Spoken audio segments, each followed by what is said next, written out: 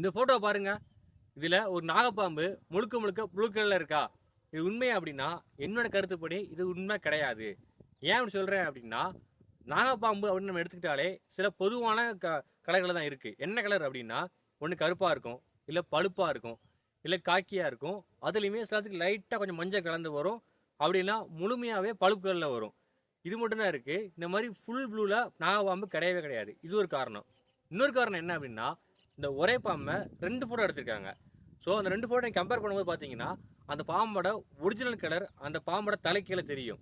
ஒரு ஃபோட்டோவில் அந்த கலர் வந்து கொஞ்சம் பட்டையாக தெரியுது, இன்னொரு ஃபோட்டோவில் அந்த பட்டை கொஞ்சம் மேலே ஏற்றி தெரியும்.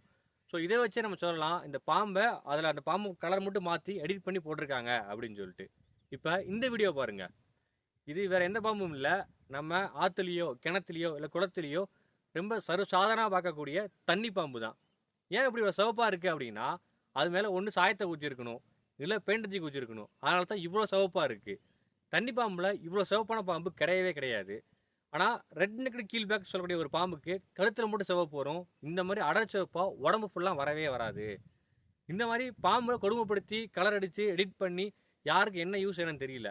இன்னொன்று, மக்களுமே இந்த மாதிரி புதுசு புதுசாக வர்றதா அதிகமாக விரும்புகிறாங்க. போதாத குறைக்கு ஏஐ வந்துருச்சு. ஸோ அவன் இன்னும் நிறையா பண்ணுறான். அதனால் இந்த மாதிரி பாம்பை பற்றியான தவறான தகவல் வந்துச்சு அப்படின்னா தயவு செஞ்சு அதை ஷேர் பண்ணி அவங்கள என்கரேஜ் பண்ணாதீங்க.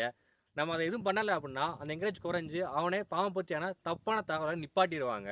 இந்த மாதிரி வைல்ட் லைஃப் கண்டென்ட்டுக்கு என் பேஜை ஃபாலோ பண்ணிவிட்டு உங்கள் ஃப்ரெண்டுக்கு ஷேர் பண்ணிவிட்டு லைக் அண்ட் கமெண்ட் பண்ணுங்கள். இயற்கையை காதலிப்போம், இயற்கையை பாதுகாப்போம்.